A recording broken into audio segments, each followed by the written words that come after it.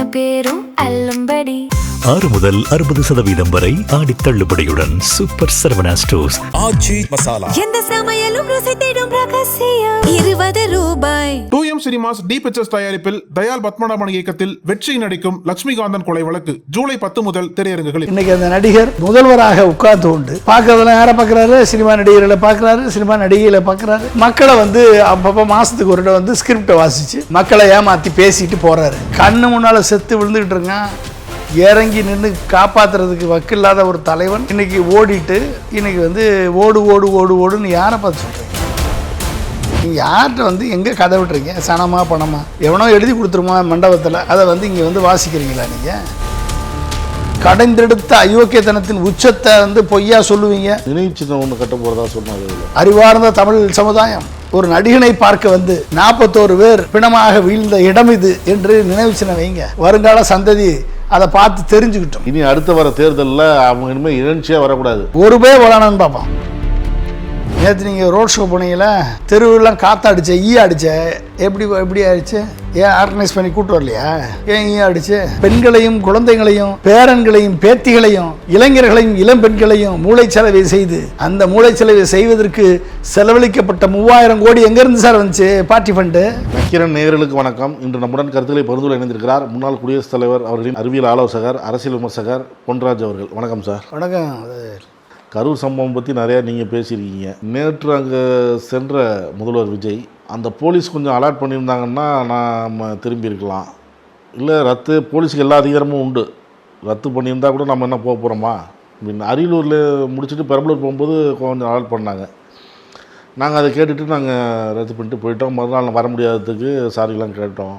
இப்போ நான் ஏதோ போலீஸு ரொம்ப பாதுகாப்பாக அழைச்சிட்டு போகுது பரவாயில்ல அப்படின்னு சொல்லிட்டு நன்றிலாம் சொன்னேன். அந்தளவுக்கு ஒரு ட்ராமா நடந்திருக்கு. யார் பேச்சை கேட்டதெல்லாம் செஞ்சாங்கன்னு தெரியல போலீஸு அப்படின்னு சொல்கிறாரு. எல்லாம் பிஞ்சு குழந்தைங்க. டிவியில் என் படத்தை பார்த்ததுன்னா விஜய் மாமான்னு சொல்லும், வேறு ஒன்றும் தெரியாது. படத்தை பார்த்துட்டு விஜய் மாமான்னு சொல்லும், ஒன்றும் தெரியாது. அந்த மாதிரி ஒரு பச்சிளம் குழந்தைகளெல்லாம் இந்த மாதிரி நாடகம் போட்டு கொண்டுட்டீங்க. ஒன்றும் இல்லை. இப்போ நான் என்ன என் மேலே அசால்ட்டாக பழியை தூக்கி போடுறீங்க. மன வழியில் நான் இருந்தேன்னா ஓடி ஒளிஞ்சிக்கிட்டான்னு பேசுகிறீங்க. வாய் இருந்தால் எதுனாலும் பேசலாமா அப்படின்னு அவர் சொல்கிறாரு. அதாவது பண்டில் ஆஃப் லைஸ்ன்னு சொல்லுவாங்க. அந்த பண்டில் ஆஃப் லைஸை தொடர்ந்து அவிழ்த்து விட்டு கொண்டே இருக்கிறார் முதல்வர் திரு ஜோசப் விஜய் அவர்கள். சட்டமன்றத்தில் போய் சொல்கிறாரு, சரி அங்கே தான் போய் சொல்கிறாருன்னு பார்த்தா மக்கள் மன்றத்திலையும் போய் சொல்கிறாரு. இப்போ எப்படி இப்படி ஒரு 41 பேர் உயிரிழப்புக்கு காரணமாக நான் இல்லை என்று இன்னும் அவர் நம்புகிறார் அப்படின்னா அவர் ஆர்டினரி ஹியூமன் பீயிங்கா இல்லை எக்ஸ்ட்ராடினரி ஹியூமன் பீயிங்கான்னு தெரில. ஒரு ஆர்டினரி ஹியூமன் பீயிங்க்கு ஒரு குற்ற உணர்வு இருக்கும், ஒரு குற்ற உணர்ச்சி இருக்கும், ஒரு மனிதாபிமானம்னு ஒன்று இருக்கும். இப்படி நம்ம சொன்ன டைம் ஒன்று, வந்த டைம் ஒன்று. 12 மணிக்கு வருவார்னு சொல்லி திரு புஷி ஆனந்த் தான் டிசைட் பண்ணுறாரு எல்லாத்தையும். 12 மணிக்கு வந்துடுவார் அப்படின்னு சொல்லி அனௌன்ஸ் பண்ணுறாரு, ட்விட்டரில் போடுறாரு, டிவியில் பேட்டி கொடுக்குறாரு. நீங்கள் பெர்மிஷன் வாங்கி வச்சுருக்கீங்க நைட்டு வரைக்கும். அது உங்களுடைய அந்த மதிவானன்னு மாவட்ட செயலாளர் பெர்மிஷன் வாங்கி வச்சுருக்காரு. அப்போ நீங்கள் கரூர்லேருந்து நாமக்கல்லேருந்து கரூர் வர்றதுக்கு ஒரு கார் எடுத்துகிட்டு போனால் கூட 1 ஹவரில் ஈஸியாக போயிடலாம் நார்மலாக. சரி, நீங்கள் ஒரு பிரபல நடிகரை பார்க்கறதுக்கு மக்கள் சாலையோரம் எங்கும் கூடிகிட்டே இருந்தால் கூட ஒரு 2 மணி நேரம் கூட ஆகுமா? இல்லை ஒரு 3 மணி நேரம் கூட ஆகுமா? நீங்கள் நாமக்கல்லில் 8:30 மணிக்கு வர்றேன்னு சொல்லிவிட்டு 8:45 தான் நீங்கள் பனையூர்லேருந்தே கிளம்புறீங்க அப்படின்னா என்ன திட்டமிடல், என்ன பிளானு? இதுக்கெல்லாம் காரணம் திமுகவா? நீங்கள் பனையூரில் 8:45 கிளம்புனது காரணம் ஸ்டாலினா, முக ஸ்டாலினா காரணம்? அப்படி நேரம் ஆகிடுச்சு, கூட்டம் அதிகமாக இருந்துச்சு, ஒரு நடிகரை பார்க்க கூட்டம் அதிகமாகிடுச்சுன்னா போலீஸ் அலாட் பண்ணியிருக்க வேண்டியதானேங்கிறாரு. போலீஸ் அலாட் பண்ணியிருந்து ரத்து பண்ணியிருந்தா நான் ஏன் உள்ளே போக போகிறேன்னா? 50 மீட்டருக்கு முன்னால் சொன்ன ஒரு பேர் டிஎஸ்பின்னு ஒருத்தர் சொன்னார்ல, அவர் யார்? டெப்டி சூப்பரண்ட் ஆஃப் போலீஸ் தானே. டிஎஸ்பின்றவர் தமிழ்நாடு காவல்துறையை சேர்ந்த ஒரு அதிகாரி தானே.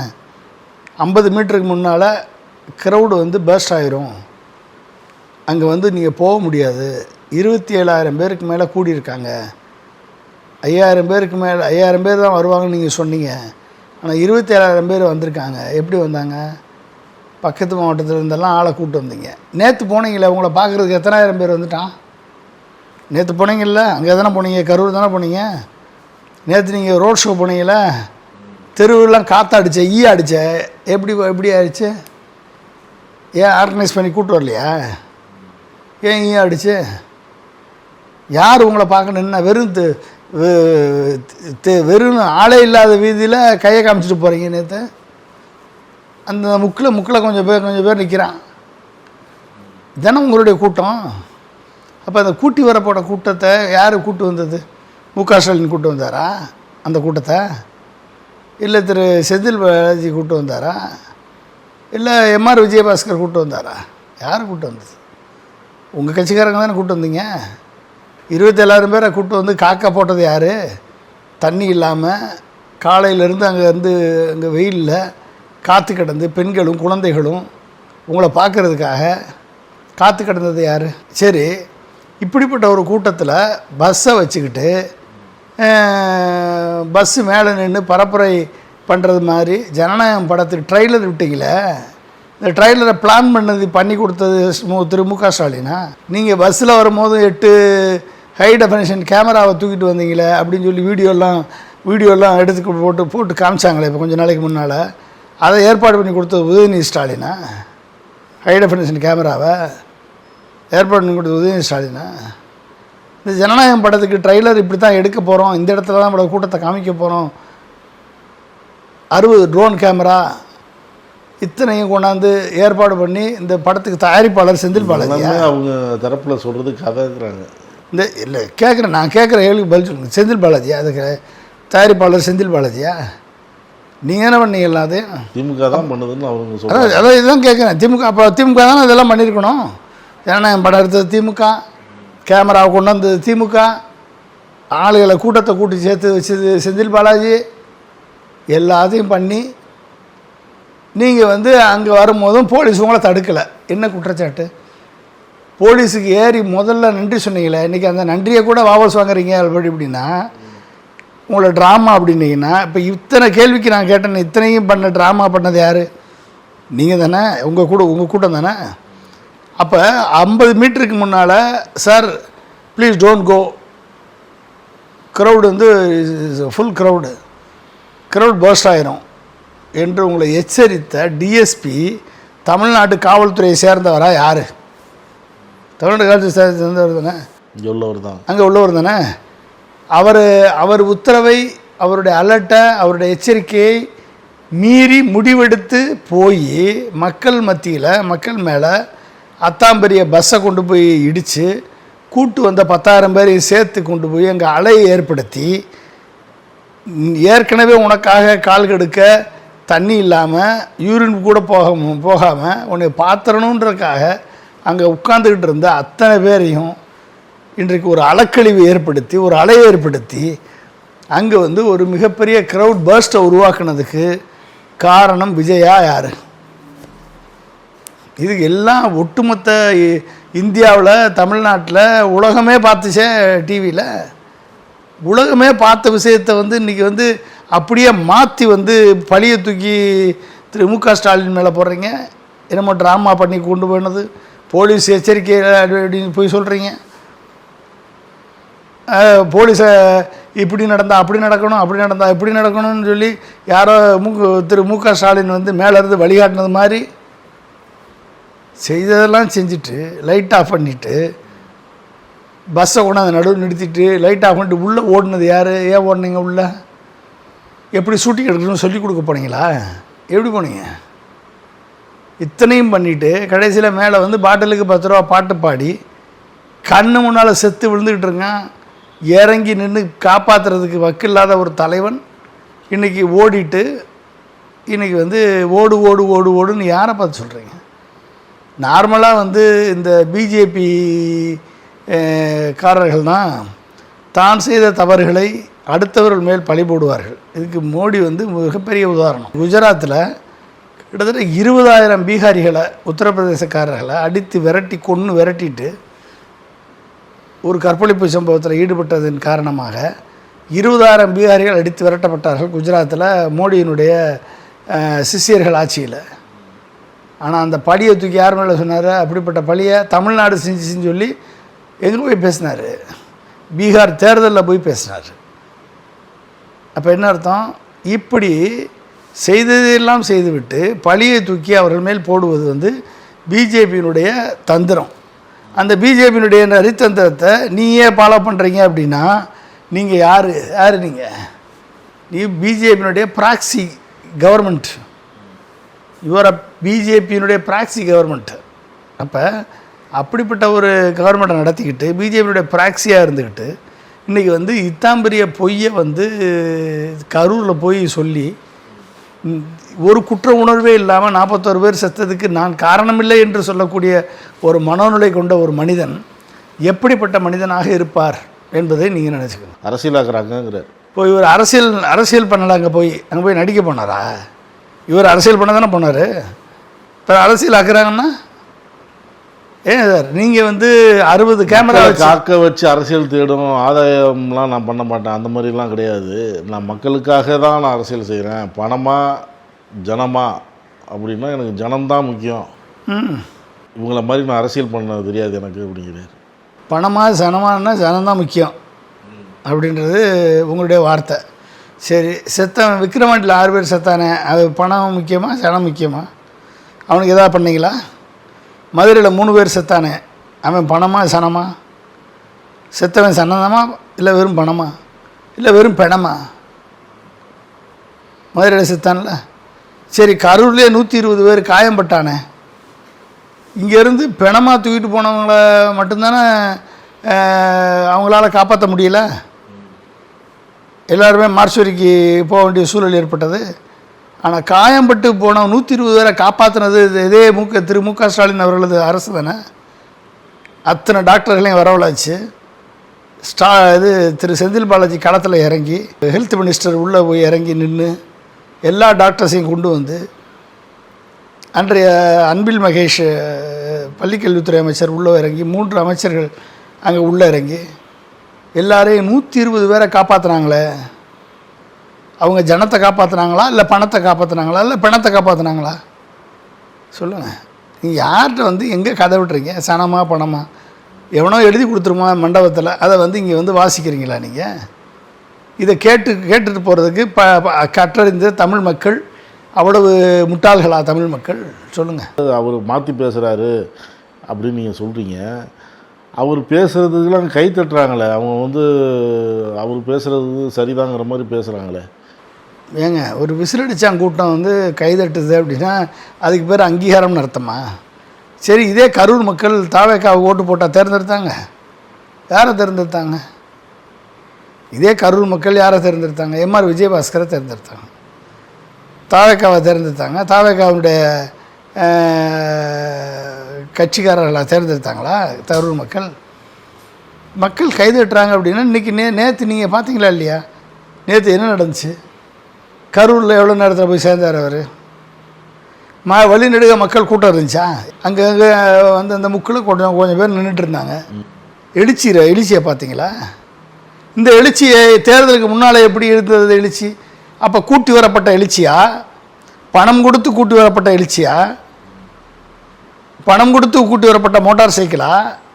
அந்த மோட்டார் சைக்கிள்லாம் ஏன் இன்றைக்கி வரல? ஏன் சார் வரல? அதே விஜய் தானே வர்றாரு. ஓ, அன்னைக்கு விஜய், இன்றைக்கி ஜோசப் விஜயா? அதனால் வரலையா? ஏன் கூடயே வந்தானே, எங்கே போனாலும் கூடயே மோட்டார் சைக்கிள் வந்தானே, அவளும் எப்படி வரவழைக்கப்பட்டான்? அப்போ பணம் கொடுத்து வரவழைச்சிங்களா? அப்போ ஒரு தோற்றத்தை உருவாக்கி அமைச்சிங்களா உங்கள் பின்னால் இவ்வளோ கூட்டம் இருக்குன்னு? அதான் இன்றைக்கி வெளிப்படையாக தெரிஞ்சு போச்சுல. காலையிலேருந்து லைவ் போட்டுக்கிட்டு இருக்கான். இந்த லைவ் வேறு போட்டு உங்கள் கூட்டமே இல்லை, ஆரவாரமே இல்லை. அப்புறம் எங்கேருந்தோ ஆளை பிடிச்சி கொண்டாந்து உட்கார வச்சுருக்கீங்க. எம்ஆர் விஜயபாஸ்கரும் உங்கள் கட்சிக்காரர்களை கூப்பிட்டு 5000 பேரை உட்கார வச்சுருக்கீங்க. அதில் பத்திரிகையாளர்களுக்கு அனுமதி கிடையாது. இவர்களும் லைவ் போடுறாங்க தேவையில்லாமல் இதெல்லாம் பார்த்துக்கிட்டு. என்ன சார் இது? அப்போ எப்படிப்பட்ட கூட்டத்தை கிரியேட் பண்ணீங்க நீங்கள்?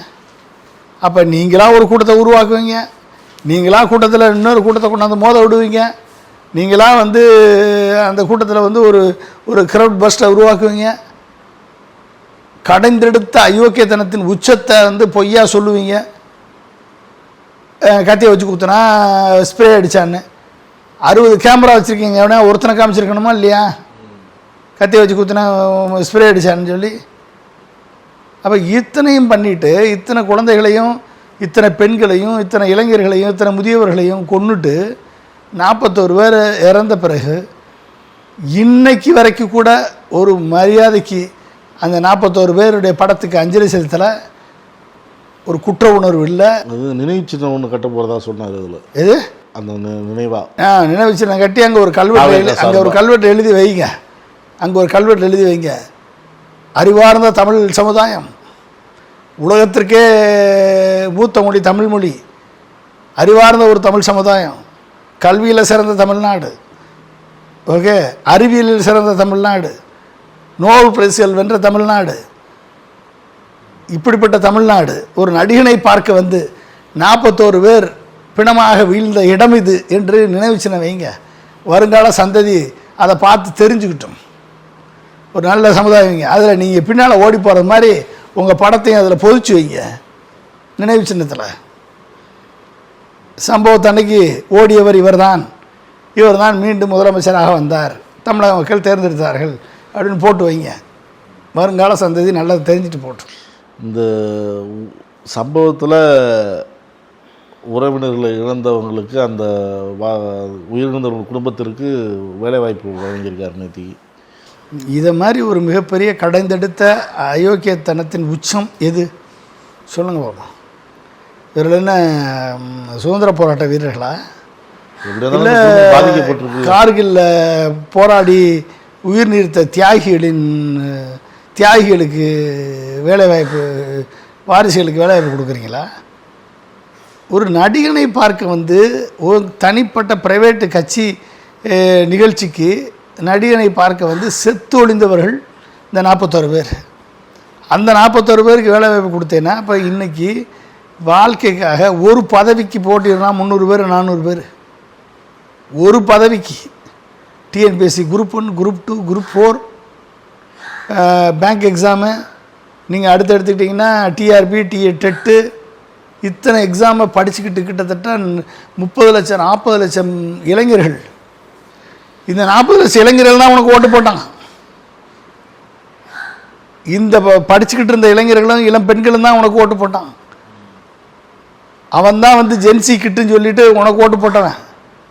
அந்த உனக்கு ஓட்டு போட்டவனுடைய 32 பேருடைய வாழ்க்கையை நீ வந்து இன்னைக்கு வீணாக்கியிருக்கீங்க. எப்படி சார் ஏற்றுக்கிறது? லைப்ரரியை கட்டி கொடுத்தாரு திரு மு.க. ஸ்டாலின் ஊருக்கு. இங்கே அண்ணா லைப்ரரி, அங்கே கலைஞர் லைப்ரரி, இப்படி பெரியார் லைப்ரரி, இப்படி எல்லா இடத்துலையும் லைப்ரரியை கட்டி கொடுத்து காம்படிட்டிவ் எக்ஸாமினேஷன் ப்ரிப்பேர் பண்ணுறதுக்கு எல்லாத்தையும் ஏற்பாடு பண்ணி கொடுத்து இவர்களை படிக்க வைத்து அத்தனை வசதிகளையும் செய்து கொடுத்து ஏசியில் உட்காந்து படிங்கன்னு சொல்லி ஏற்பாடு பண்ணி படித்து கிட்டத்தட்ட 30 லட்சம் 40 லட்சம் பேர் படிச்சுக்கிட்டு இருக்கான். படித்து எக்ஸாமுக்காக காத்துக்கிட்டு இருக்கான். எக்ஸாம் எழுதிட்டு காத்துக்கிட்டு இருக்கான் ரிசல்ட்டுக்கு. ஒரு நடிகனை பார்க்க வந்து செத்த ஒரு 41 பேருக்கு குடும்பத்திற்கு அரசு வேலை கொடுக்கறதுக்கு அப்படிப்பட்ட இது என்ன அரசு வேலை அவ்வளவு இல்லை, பெரிய ஆள் பெரிய ஆஃபீஸர் பணியாக கொடுத்துட்டாங்க. எந்த பதவியாக இருந்தாங்க? சாதாரண கடைநிலை ஊழியர் பணி தானே. எந்த பதவியாக இருந்தாங்க? அந்த கடைநிலை ஊழியராக தகுதி பெறக்கூடியவனுக்கும் வாய்ப்பு போச்சா இல்லையா? எம்ப்ளாய்மெண்ட் எக்ஸ்சேஞ்சில் ரிஜிஸ்டர் பண்ணி உட்காந்துருக்கான்ல. நம்மளுக்கு எப்படியாவது வேலை கிடச்சிடாதா அப்படின்னு படிச்சுட்டு உட்காந்துருக்கான்ல. படிச்சுட்டு உட்கார்ந்தவன் தெருவில் நடிகனை பார்க்க போனவனுக்கு குடும்பத்திற்கு அரசு பதவியா? இது எப்படி சார்? இது எப்படி ஜஸ்டிஃபை பண்ணுவீங்க? கோர்ட் என்ன சொல்லியிருக்கு? இப்போ நீதிமன்றம் தற்காலிகமாக இருக்கட்டும், இது குறித்து ஆராயணும். இப்போ டிஎன்பிஎஸ்சி இயக்குனரும் பதில் சொல்லணும். அவங்களே கோர்ட்டே எதிர்மனதாக அவரை போட்டுருச்சு. இதுக்கு பதில் சொல்லுங்கள், என்ன எதுன்னு ஆராயிங்க, முதல் மாத சம்பளம் வரத்துக்குள்ளே இதை முடிக்கணும். மொழி போராட்டத்தில் 400 பேர் செத்தாங்க. அந்த 400 பேர் குடும்பத்துக்கு வேலை வாய்ப்பு கொடுங்களேன், கவர்மெண்ட் ஜாபு. என்ன ஒரு 4 லட்சம் வேலை வாய்ப்பு இருக்குல்ல, மொழி போராட்டம் செத்தா ஒரு 400 பேருக்கு கவர்மெண்ட் ஜாப் கொடுத்துடலாமா? இன்னைக்கு காலையில் ஒரு அறிக்கை விட்டுருக்கிறாரு. இடஒதுக்கீடு சமூக நீதி போராட்டத்துக்காக போராடி வந்து உயிர் நீத்தாங்க. அவங்க இந்த குடும்பம் இன்னும் பாதிக்கப்பட்டு இன்னும் அப்படியே தான் இருக்குது. ஆமாம், அவங்களுக்கு இன்னும் கஷ்டப்பட்டு தான் இருக்காங்க. அவங்களுக்கு கொடுங்க, இடஒதுக்கீட்டில் பாதிக்கப்பட்டவங்க கொடுங்க. ஒரு நடிகனை பார்க்க வந்து செத்தவனுக்கு கொடுக்குறீங்க அப்படின்னா அது எப்படிங்க ஜஸ்டிஃபை பண்ணுறது?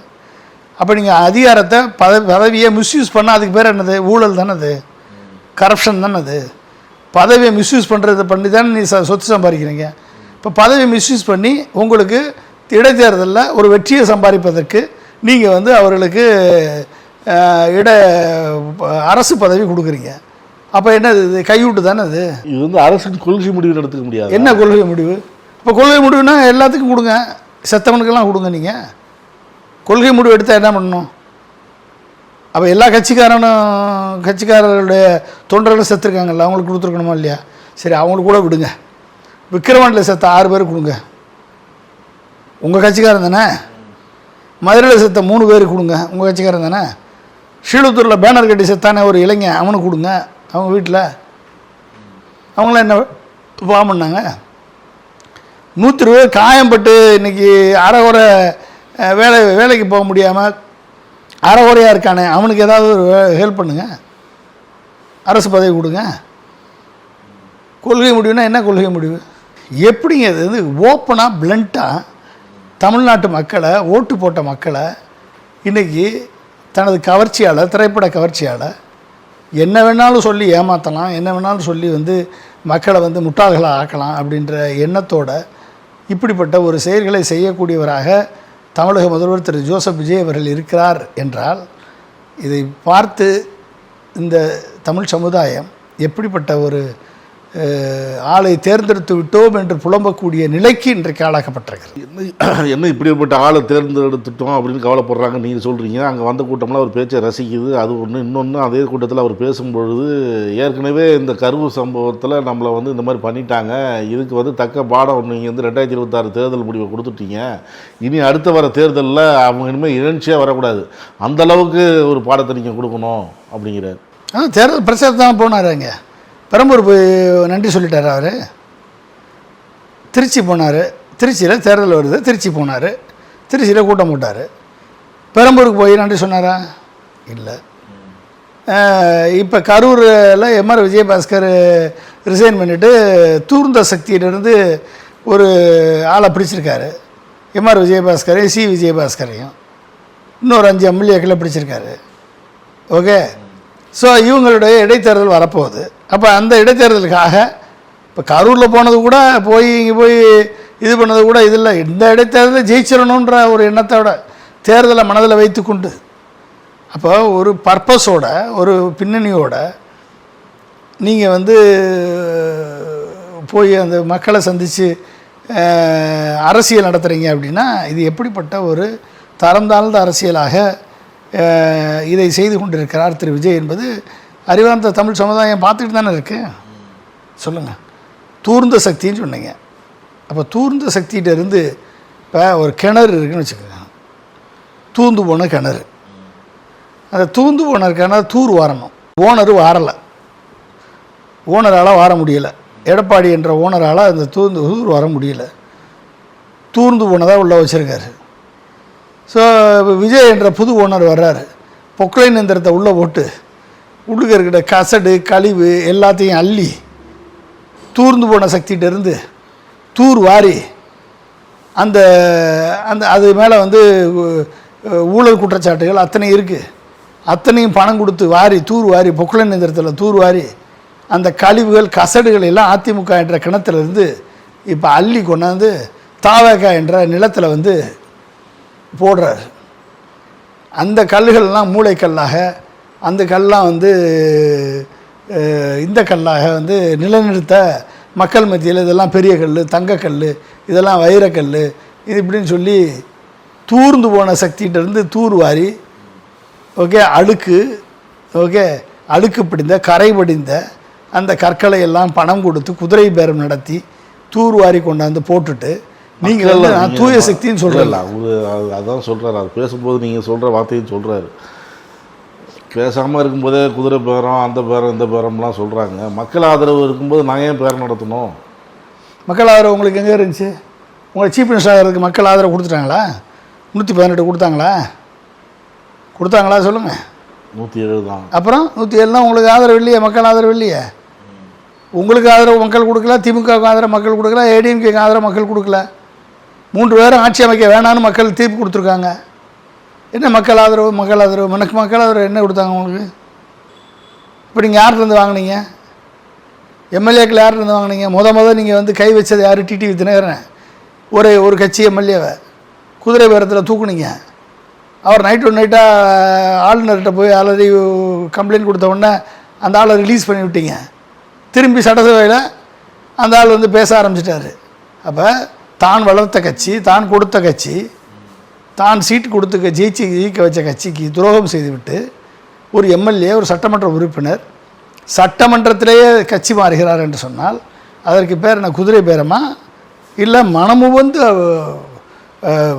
மக்கள் செல்வாக்கு உங்களுக்கு தான் இருக்குன்னு சொல்லி உங்களுக்கு ஆதரவு கொடுத்துட்டாரா அவர்? அதாவது அவங்க சொல்கிறது அந்த கட்சியிலேருந்தே இப்போ ஆதரவு தெரிவிக்கிற மாதிரி இருந்தால் அப்போ நீங்கள் சொல்கிறது சரிதான். அவங்க தான் ரிசைன் பண்ணிகிட்டே வராங்க அப்படிங்கிறாங்கல்ல. எங்கே ரிசைன்மெண்ட்டு?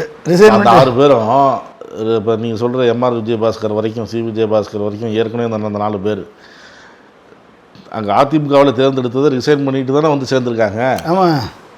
இப்போ தேர்தலை சந்திச்சு திருப்பி இவங்க மூலியமாக வருவாங்க. இதில் என்ன தப்பு இருக்குது? பதவி ஆசை காட்டி ஒரு உறுப்பினரை தன் கட்சிக்கு ஆதரவாக இழுத்தால் அதற்கு பேர் குதிரை பேரம். புரிஞ்சுட்டீங்களா? அதற்கு பேர் குதிரை பேரம். அப்போ ஏன் இன்றைக்கி வந்து உயர்நீதிமன்றம் வந்து இந்த தொகுதிகளுக்கு இடைத்தேர்தல் நடத்தக்கூடாதுன்னு 5 தொகுதி அதான் கேட்க வந்தேன். இடைத்தேர்தல் தேதி அறிவிக்கக்கூடாது நிறுத்தி வச்சிருக்கு. ஏன் நிறுத்தி வச்சிருக்கு சொல்லுங்கள். நார்மலாக ஒரு உறுப்பினர் இறந்தால் உடனே அது காலியாக அறிவிக்கப்படும், தொகுதி காலியாக அறிவிக்கப்படும், எலெக்ஷன் கமிஷனுக்கு இன்ஃபார்ம் பண்ணப்படும். எலெக்ஷன் கமிஷன் அடுத்த ஸ்லாட்டில் தேர்தல் நடத்திடுவாங்க. ஏன் உங்களுக்கு தேர்தல் நடத்தலை? ஏன்னா இங்கே குதிரை பேரம் நடந்து கொண்டு இருக்கிறது என்பதை நீதிமன்றம் உறுதிப்படுத்தியிருக்கு. வழக்கு இருக்கிறது. அப்போ இந்த வழக்கை வைத்து கொண்டு தேர்தல் நடத்தக்கூடாது என்று உத்தரவு நீதிமன்றம் பிறப்பிச்சிருச்சு. முடிஞ்சு போச்சா? ஏன் அப்போ நீங்கள் வந்து ஒரு ஸ்டேட்மெண்ட் விடுங்க. நீங்கள் தூய சக்தி தானே, நீங்கள் தூய சக்தி ஒரு ஸ்டேட்மெண்ட் விடுங்க. எங்கள் கட்சிக்கு அனைவரையும் வரவேற்கிறேன், ஆனால் இந்த 5 ஆண்டு காலத்தில் யார் எம்எல்ஏ பதவியில் ரிசைன்மெண்ட் வந்தாலும் அவர்களுக்கு மீண்டும் எம்எல்ஏ பதவி கிடையாது, அமைச்சர் பதவி கிடையாது.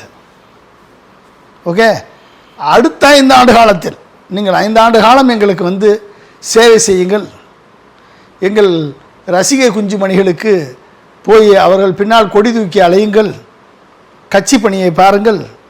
5 ஆண்டுகளுக்கு அளித்து அடுத்த 5 ஆண்டுகளில் 2031 தேர்தல் வரும் பொழுது உங்களுக்கு வாய்ப்பு இருந்தால் நான் தருகிறேன் என்று அப்போ தான் தருவேன். இப்போ வர்றவர்களுக்கு யாருக்கும் பதவி இல்லைன்னு சொல்லுங்கள். 1 பேர் வரானான்னு பார்ப்போம், 1 பேர் வரானான்னு பார்ப்போம். பதவிக்கும் பணத்துக்கும் பிச்சை எடுத்தவர்களுடைய பிணந்தினி கடுகுகள் தாங்க இந்த மக்கள் போட்ட எம்எல்ஏ பதவியை ரிசைன் பண்ணிவிட்டு பதவிக்காக பணத்திற்காக அடுத்த கட்சிக்கு சென்று அங்கே போய் ஜால்ரா அடிச்சுக்கிட்டு வெக்கமே இல்லாமல் தான் கட்சி எந்த கட்சியால் ஜெயித்தோம், எந்த கட்சியால் அமைச்சராக இருந்தோம், எந்த கட்சியால் கோடி கோடியாக கொள்ளையடித்தோம், எந்த கட்சியால் வந்து நம்ம வந்து புகழ் பெற்றோம், பேரும் பெற்றோம் என்பதையெல்லாம் தூக்கி எறிந்து விட்டு இன்றைக்கு போய் ஜால்ரா போடக்கூடிய நபர்களை மக்கள் ஒரு கால் தூசி கூட மதிக்க மாட்டாங்க. இது கூட்டுக்களவாணிகள்ங்கிறார் அதிமுக திமுகவை. அது எப்படி பார்க்குறீங்க? பிஜேபியோட கூட்டுக்களவாணியாக இருக்கக்கூடியவரால் மட்டும்தான் அதிமுக திமுகவை கூட்டுக்களவாணி என்று சொல்ல முடியும். இவர் பிஜேபியோட கூட்டுக்களவாணி. ஒவ்வொரு ஆக்ஷன்லையும் பிஜேபியினுடைய செயல்களை செய்து கொண்டிருக்கக்கூடிய திரு ஜோசப் விஜய் இன்றைக்கு பிஜேபியினுடைய ஆட்சியை இங்கு தமிழகத்தில் நடத்தி கொண்டிருக்கிறார். அப்போ நீ பிஜேபியோட கூட்டுக்களவாணி தானே. திமுக அதிமுக எப்படி கூட்டுக்களவாணி? சரி, 108 பேரை வச்சுக்கிட்டு அறுதி பெரும்பான்மை இல்லை, ஆட்சி அமைக்க முடியாது என்ற சூழல் வரும் பொழுது கவர்னர் 4 முறை உன்னை திருப்பி அனுப்புகிறாரு. அப்போ மற்ற கட்சியெல்லாம் சும்மா பார்த்துட்டு செவனேன்னு உட்காந்துட்டு மிச்சர் சாப்பிட்டுட்டு உட்காந்துருப்பாங்களா? மற்ற கட்சியை அடுத்த ஆப்ஷன் என்ன, சப்போஸ் இவரால் ஆட்சி அமைக்க முடியலைன்னா அடுத்த ஆப்ஷன் என்னென்னு எக்ஸ்ப்ளோர் பண்ணத்தானே செய்வாங்க. அதுதான் இப்போ எல்லாருமே கண்டிக்கிறாங்கல்ல. எது கண்டிக்கணும்? அதாவது அதிமுகவுடைய எடப்பாடி பழனிசாமி முதல்வராக்க திமுக வந்து சப்போர்ட் பண்ணிடுச்சு. ஏன் ஆக்குனா என்ன தப்பு? அதுக்கு தான் இப்போ எல்லாருமே கண்டிக்கிறாங்க. என்ன தப்பு? என்ன தப்பு? யார் கண்டிச்சவங்க பேரை சொல்லுங்க, நான் சொல்கிறேன். எல்லாருமே கண்டிக்கிறாங்க. எல்லாருமே யார்? சிபிஎம் கண்டிக்குதா? சிபிஐ கண்டிக்குதா? அவங்க தான் ப்ரெஸ் மீட்டில் சொன்னாங்களே. அது சிபிஎம்மும் சிபிஐயும் சேரலாம், ஏடிஎம்கே டிஎம்கே சேரக்கூடாதா? சிபிஎம்மும் சிபிஐயும் எம்எல் மார்க்சிஸ்ட் லெனினிஸ்ட்டும் சேரலாம், ஒன்றா சேரலாம், கூட்டணி வைக்கலாம். ஏடிஎம்கே டிஎம்கேயும் சேரக்கூடாதா? என்ன அது? தாவேகாவும் பிஜேபியும் அண்டர் கிரவுண்டு டீலிங் போடலாம். நீங்கள் வந்து பிஜேபியினுடைய அஜெண்டாவை அப்படியே இம்ப்ளிமெண்ட் பண்ணலாம். ஆனால் ஏடிஎம்கே டிஎம்கேயும் சேரக்கூடாதா? காங்கிரஸும் கம்யூனிஸ்டும் கேரளாவில் ஒன்றுக்கு ஒன்று எதிரியாக நிற்கலாம். ஆனால் டெல்லியில் போய் இந்தியா கூட்டணின்னு ஒன்று சேர்ந்துக்கலாம். இங்கே டிஎம்கே ஏடிஎம்கே சேரக்கூடாதா? மம்தா பானர்ஜியும் காங்கிரஸும் கம்யூனிஸ்ட்டும் அவங்க மாநிலத்தில் சண்டை போடலாம். ஆனால் இந்தியா பிளாக்கில் ஒன்றா இருக்கலாம். என்ன சார் அர்த்தம்? நீங்கள் உங்களுக்கு வந்தால் ரத்தம், அவங்களுக்கு வந்தால் தக்காளி சட்னியா? ஏன் சேரக்கூடாது? அது அதிமுக ஆரம்பிச்ச நோக்கமே என்ன? என்ன நோக்கம்? அதிமுக ஆரம்பித்த நோக்கம் என்ன? அதிமுக எம்ஜிஆரை கலைஞருக்கும் எம்ஜிஆருக்குள்ள தனிப்பட்ட பிரச்சனை. அதனால் வந்து கலைஞர் வந்து எம்ஜிஆரை வெளியேற்றினார். அதிமுக ஆரம்பிக்கப்பட்டது, அவர் உள்ள நடந்த பிரச்சனைகள் நடந்துச்சு. இன்றைக்கி எம்ஜிஆர் இல்லை, கலைஞர் இல்லை, ஜெயலலிதாவும் இல்லை. இன்றைக்கி வந்து ஒட்டுமொத்த திராவிடத்தை அழிக்க வேண்டும் என்று பிஜேபி கங்கணம் கட்டி அதனுடைய மிகப்பெரிய ஆப்ரேஷன் திராவிடா, ஆப்ரேஷன் ஒவ்வொரு மாநிலத்திலையும் திராவிட கட்சிகள் அழிக்கப்பட வேண்டும் என்று ஒரு ஆப்ரேஷன் திராவிடான்றதை விவேகானந்தா இன்டர்நேஷ்னல் ஃபவுண்டேஷன் மூலமாக அஜித் தோவல், குருமூர்த்தி இவர்கள் தலைமையில் ஒரு திங்க் டேங்க் உருவாக்கப்பட்டு அந்த திங்க் டேங்க் மூலமாக எய்தர் பிஜேபி வச்சு டைரெக்டாக கவுண்டர் பண்ணுறது, பிஜேபியில் முடியலை அப்படின்னா அந்த மாநிலத்தில் இன்னொரு ஆல்டர்னேட்டிவ் ஃபோர்ஸை சினிமாக்காரங்களை தூக்கி உள்ளே விடுறது என்பதான ஸ்ட்ராட்டஜியை பிளான் பண்ணி, அந்த ஸ்ட்ராட்டஜியில் பிறந்த குழந்தை தானே திரு விஜய். அந்த ஸ்ட்ராட்டஜியில் பிறந்த குழந்தை தானேங்க திரு விஜய். மக்கள் தெரியாமல் விஜய் வந்து என்னமோ திமுக அதிமுகவை அழிச்சிருவாருன்னு ஓட்டு போட்டாங்களே. இந்த திமுக அதிமுக தானே ரெண்டு கட்சியும் சேர்ந்து தானே தமிழ்நாட்டை வந்து இன்றைக்கு இந்த நிலைமைக்கு உயர்த்தி கொண்டாந்துருக்கு. சொல்லுங்கள். அனைத்து துறைகள்லையும் இன்றைக்கி முதன்மையான இடத்துக்கு கொண்டாந்தது காரணம் யார்? திமுக அதிமுக. அந்த அனைத்து துறையிலும் உள்ள ஊழல் இல்லைங்கிறாரு. நேற்று பேசின ஊழல் என்ன? ஊழல் இல்லை, லஞ்சம் இல்லை. ஊழல் இல்லை, லஞ்சம் இல்லை, நாங்கள் ஒழிச்சிட்டோம். ஊழல் ஒழிச்சிட்டாரு அவரு. அதான் நேற்று சொல்கிறாரு, ஊழல் இல்லை, லஞ்சம் இல்லை. நீங்கள் யாராவது ஏதாவது கேட்டால் உங்கள் விஜய், உங்கள் அண்ணன், உங்கள் தம்பி அப்படி ஆச்சுன்னு சொல்லுங்கள் அப்படின்னு தான் சொல்கிறாரு. இப்போ சொல்லுங்க. இதில் 55 நாளில் நாங்கள் வந்து செஞ்சது இதுதான். ஊழல் இல்லை, லஞ்சம் இல்லை. அதான் நீங்கள் ஊழல் இல்லை, லஞ்சம் இல்லை. எங்கள் அண்ணன் பாலம் கட்டினாங்க, அதை எடுத்து பார்த்தோம்னா எல்லாம் பண்ணவும் அவ்வளோ ரூபா இருக்குது, அதனால் அதை கேன்சல் பண்ணியிருக்கிறோம் அப்படிங்கிறாரு. வெள்ளை அறிக்கை வெளியிட்டாங்க, அதில் எடுத்து பார்த்தோம்னா ஒரு பாத்திரம் இருக்குது, அதில் தண்ணி ஊற்றுறோம், தண்ணி ஓடிக்கிட்டே இருக்குது. தண்ணி எங்கே போச்சுன்னு தெரியல, பாத்திரம் அப்படியே இருக்குது. இது என்ன ஒன்றும் புரியல. அவங்களுக்கு தான் வெளிச்சம். அந்த பாத்திரத்தை ஓட்டை அடைச்சிட்டார் அவர் வந்தவுடனே. சரி, பார்ட்டி ஃபண்டை வந்து நிறுத்திட்டாரா? பார்ட்டி ஃபண்டு இல்லைங்கிறாங்களே அவங்க. பார்ட்டி ஃபண்டு தான் வாங்குறேன்னு சொல்லி சட்டமன்றத்திலே இவர் உண்மையை ஒத்துக்கிட்டாராங்க. பார்ட்டி ஃபண்டுன்னு ஒன்று இருக்குது. பார்ட்டி ஃபண்டை வாங்கினா எந்தெந்த கட்சி எல்லாம் வாங்கிச்சுன்னு எங்களுக்கு தெரியும். ஓகே, பார்ட்டி ஃபண்டு வாங்கின கட்சியை விட மாட்டோம், வாங்கவும் விட மாட்டோம், வாங்கினவங்களையும் விட மாட்டோம் சொன்னார்ல அவர் சட்டமன்றத்தில். அப்போ பார்ட்டி ஃபண்டை நாங்கள் கண்டுபிடிச்சி பார்ட்டி ஃபண்டை ஃபுல்லாக கஜானாவுக்கு திருப்பிட்டோம் அப்படின்னாரு. அப்போ லஞ்சத்தை ஃபுல்லாக கஜானாவுக்கு திருப்பிட்டார் அவர். அந்த லஞ்சத்தை கஜானாவுக்கு திருப்பினா ஜிஎஸ்டி கட்டி திருப்பினாரா இல்லை ஜிஎஸ்டி கட்டாமல் திருப்பினாரா? சொல்லுங்கள். ஜிஎஸ்டி கட்டி திருப்பினாரா, ஜிஎஸ்டி கட்டாமல் திருப்பினாரா பார்ட்டி ஃபண்டு? சரி, எலக்ட்ரல் பாண்ட்ஸ்னு ஒன்று இஷ்யூ பண்ணாங்களே இது திரு நரேந்திர மோடி. எலக்ட்ரல் பாண்ட்ஸு எல்லாமே பார்ட்டி ஃபண்டு கலெக்ட் பண்ணாங்கல்ல. எல்லாருமே வந்து ஸ்டேட்மெண்ட் ஆஃப் அக்கௌண்ட் கொடுத்துருக்காங்கல்ல எலெக்ஷன் கமிஷனில். டிவிக்கே கட்சி ஆரம்பித்து இப்போ 3 வருஷம் ஆச்சுல்ல. பார்ட்டி ஃபண்டு எங்கே கலெக்ட் பண்ணீங்க? டிரான்ஸ்பரண்ட் அக்கௌண்ட் சப்மிட் பண்ணியிருக்கீங்களா? சொல்லுங்கள். பார்ட்டி ஃபண்டே இல்லாமல் தான் கட்சி நடத்துனீங்களா? பார்ட்டி ஃபண்டே இல்லாமல் தான் ரூட் மாஃபியா வச்சு 2500 கோடி 3000 கோடி செலவழிச்சிங்களா? மற்ற கட்சி பார்ட்டி ஃபண்ட் வருதுன்னா ஓட்டுக்கு காசு கொடுக்க வாங்குவோம். நாங்கள் ஓட்டுக்கு காசு 5 பைசா வாங்காமல் தான் 5 பைசா கொடுக்க. ஓட்டு காசு கொடுக்கல நீங்கள். ஆனால் மக்கள் மனங்களை மூலச்செலவை பண்ணுவதற்கு இன்ஸ்டாகிராமுக்கு காசு கொடுத்தீங்க, மெட்டா கம்பெனிக்கு காசு கொடுத்தீங்க, ஃபேஸ்புக்கு கம்பெனி காசு கொடுத்தீங்க, இன்ஸ்டாகிராம் கம்பெனி காசு கொடுத்தீங்க, வாட்ஸ்அப் கம்பெனிக்காரனுக்கு காசு கொடுத்தீங்க, கண்டென்ட் டெவலப் பண்ணுறதுக்கு அவனுக்கு காசு கொடுத்தீங்க, பொய்யை பரப்புறதுக்கு கண்டென்ட்டை உருவாக்குனீங்க, துணை நடிகைகளை வச்சு அழுக வச்சிங்க, துணை நடிகைகளை வச்சு பேச வச்சிங்க, அந்த கண்டென்ட்டை வைரல் ஆக்குனீங்க, அந்த கண்டென்ட்டை இன்ஃப்ளூயன்சர்ஸுக்கு பணத்தை கொடுத்து இன்ஃப்ளூயன்சர்ஸ் மூலமாக அந்த கண்டென்ட்டை கொண்டு போய் அனைத்து மக்கள் மத்தியிலையும் சேர்த்து ஒரு பொய்யை வந்து பரப்புனீங்க, மக்களை மூளைச்செலவை பண்ணீங்க, 3000 கோடி செலவழிச்சிங்க. இந்த பணம்லாம் எங்கேருந்து சார் வந்துச்சு? இந்த பார்ட்டி ஃபண்டு எங்கேருந்து வந்துச்சு? இந்த பார்ட்டி ஃபண்டை கொடுத்தது யார் உங்களுக்கு? நீங்கள் செலவழித்த படத்தில் நடித்து வந்து சம்பாத்தியத்தில் கொடுத்தீங்களா? இல்லை ஆதவர்ஜுனாவுடைய லாட்ரி மணியிலேருந்து கொடுத்தீங்களா? இல்லை பிஜேபி கொடுத்த பணத்திலேருந்து கொடுத்தீங்களா? எதுலேருந்து கொடுத்தீங்க?